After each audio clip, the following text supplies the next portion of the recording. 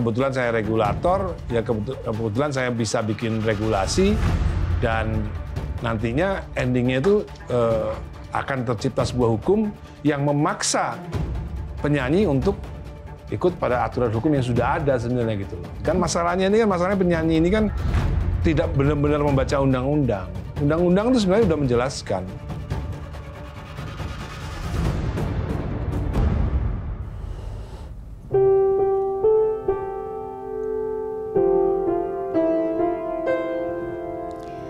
Pemirsa, rancangan Undang-Undang Hak Cipta yang saat ini tengah ramai diperbincangkan masyarakat tengah dibahas di DPR RI.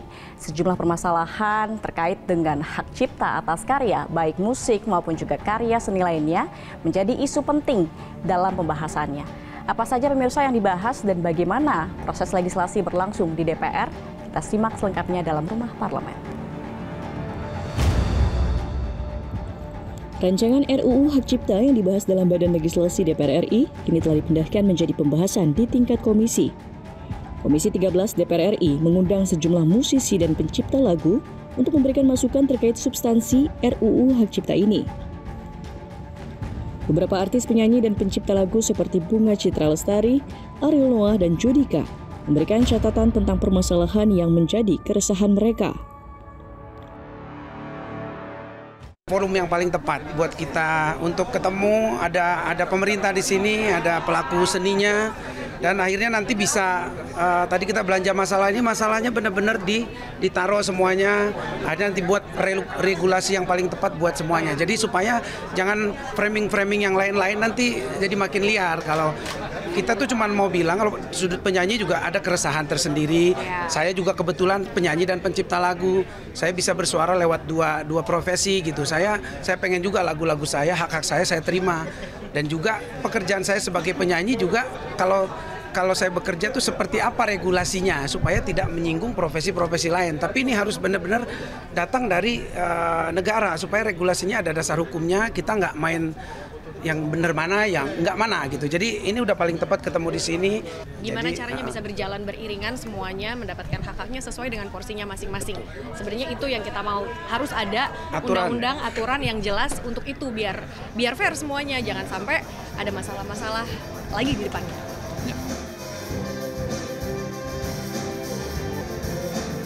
Niat kita adalah bagaimana para pencipta ini terlindungi dan semakin kreatif untuk mencipta lagu, dan penyanyi juga saya kira harus mendapat jaminan bahwa dia semakin kreatif dalam menyanyikan lagu-lagu. Sebab antara lagu dan pencipta dan penyanyi itu adalah hubungan yang mestinya tidak dipertentangkan satu dengan yang lain.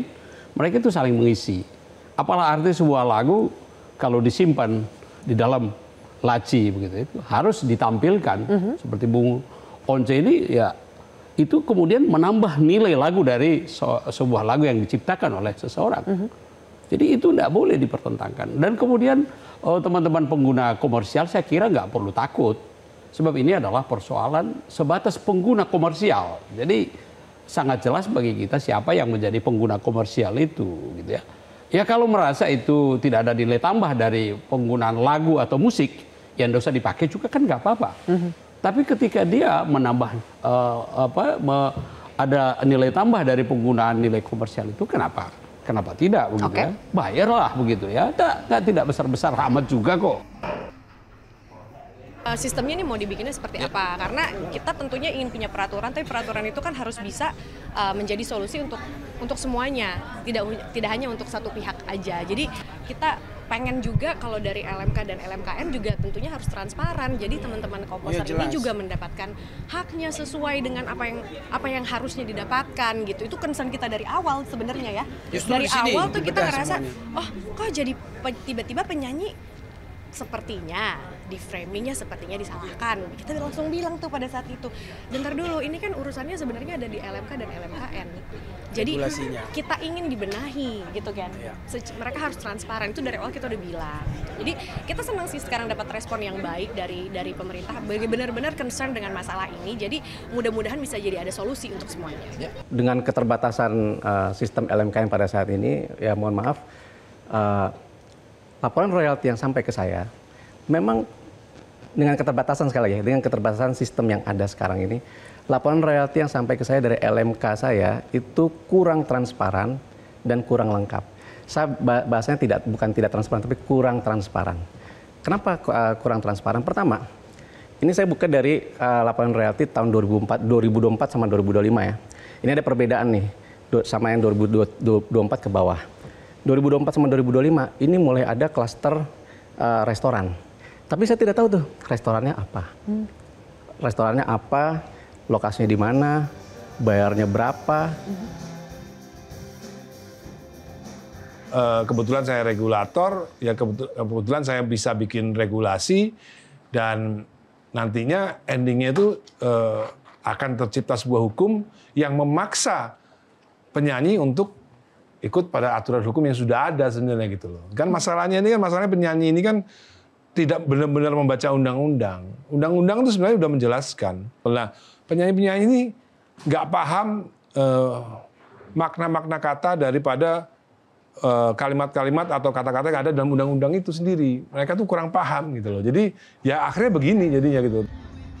DPR RI juga mencermati dunia promosikan yang beberapa saat ini ada dinamika. Dan kami sudah minta Kementerian Hukum yang kemudian juga membawai LMK untuk juga kemudian membuat aturan yang tidak menyulitkan sambil menunggu revisi Undang-Undang Hak Cipta yang sedang direvisi oleh DPR.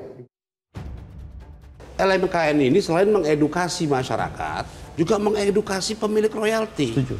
Gitu loh. Setuju. Bahwa ini ada loh masyarakat sosial kita yang di mikro, warteg segala macam. Boleh dong ya, nggak kita pungut ya. Kira-kira begitu.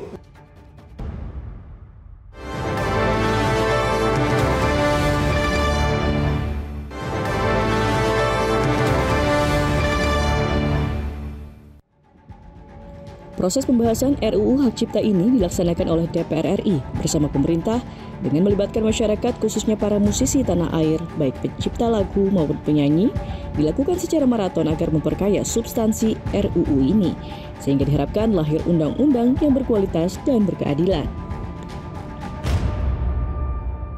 Ada masalah kelembagaan, itu berproses. Pembayaran royalti itu berproses. Tapi tadi yang paling penting juga yang harus kita respon di sini, Pak Sufmi Dasko, Pak Adis itu mengumpulkan kita semua di sini, itu kerusuhan yang terjadi di ruang publik. Tadi ada yang mutar, terus disuruh bayar. Gitu. Nah, ini sama-sama kita cari jalan keluar. Jangan kemudian, ini kan hak cipta ini bukan hanya perkara pencipta lagu saja. LMKN ini selain mengedukasi masyarakat, juga mengedukasi pemilik royalti. Setuju.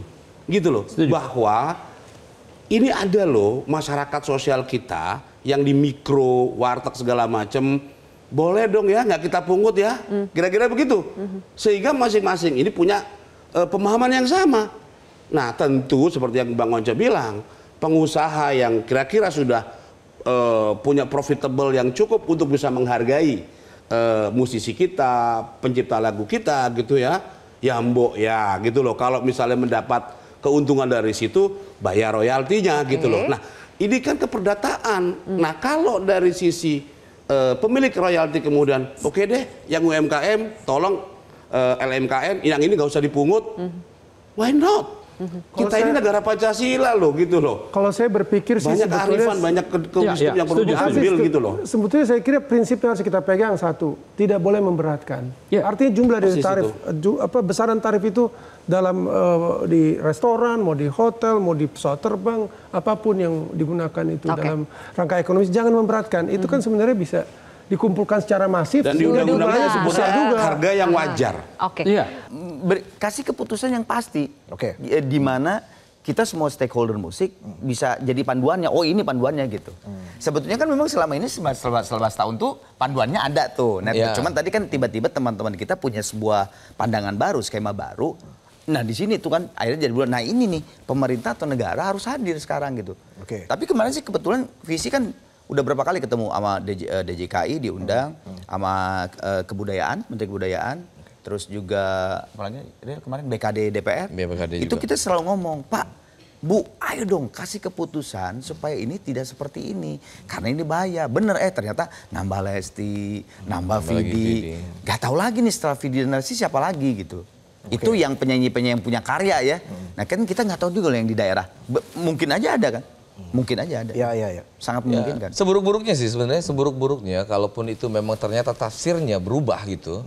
Yang kita pengenin adalah ya minimal dari sini ke depan dong jalannya. Dari sini ke depan. Jangan dari yang belakang-belakang juga diambil. Wah itu selesai tuh bisa 10 tahun yang lalu. Sampai sekarang berapa kali manggung? Ada mungkin 200-300 kali manggung gitu. Ya 301 juta aja udah 300 juta kan? Gimana kalau satu kali yang tadi 50 juta? Makanya kan Vidi bisa sampai 24,5 miliar tuh. 24,5. Wow. Kan itu nggak fair sih menurut kita gitu. Lembaga Manajemen Kolektif Nasional dalam keterangan persnya mengatakan, sebagai lembaga pemerintah yang membantu menarik, menghimpun dan mendistribusikan royalti hak cipta pada ruang publik komersial, telah menurunkan biaya-biaya operasional dari hasil penarikan royalti menjadi 8%. Selain itu, juga telah mendelegasikan kewenangan menarik royalti dari beberapa lembaga manajemen kolektif menjadi dipusatkan di LMKN. Serta melakukan audit internal dan melibatkan pihak ketiga untuk menjaga transparansi pengelolaan royalti.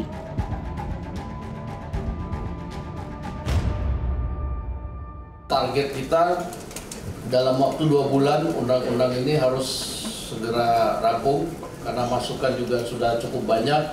Komitmen kementerian yang baru, ini mereka sudah agak cukup lama belajar, 8 bulan, 9 bulan mempelajari mengenai undang-undang hak cipta ini dan juga banyak catatan yang sudah kita sharing dengan kementerian, banyak yang perlu diperbaiki. Nah oleh karena itu mari kita sama-sama kemudian dalam 2 bulan ini menjadikan ini menjadi undang-undang yang menjadi milik kita semua. Nah untuk itu saya menawarkan juga bahwa dalam tempo 2 bulan itu LMKN agar menarik semua delegasi penarikan agar terkonsentrasi di LMKN supaya yang lain-lain berkonsentrasi untuk membahas undang-undang.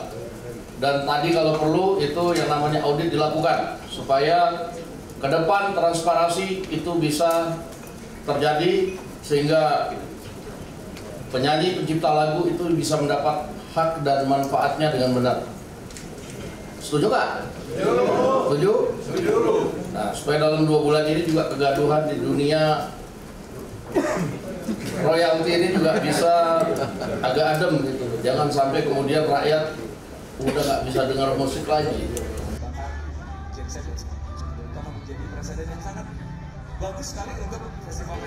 Collecting yang dilakukan selama ini akan dipusatkan oleh LMKN saja dulu, sehingga mungkin dinamika-dinamika yang terjadi di lapangan selama ini tidak akan terjadi sampai kemudian undang-undang yang baru akan mengatur dengan rigid dan jelas sehingga masyarakat tidak perlu takut lagi untuk kemudian di kafe, di restoran, pelaku UMKM untuk memutar lagu dan artis-artis menyanyikan lagu sampai dengan undang-undang baru terbentuk.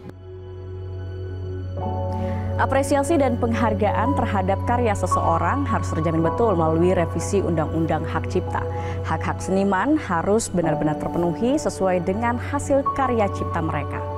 Di sisi lain, komitmen dan transparansi dalam penghitungan royalti juga harus adil. Jangan sampai justru masyarakat dan pelaku usaha kecil yang mendapat beban berlebih.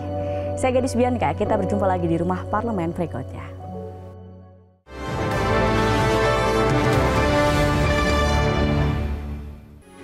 Metro TV. Jelajahi cara baru mendapatkan informasi. Download Metro TV Extend sekarang.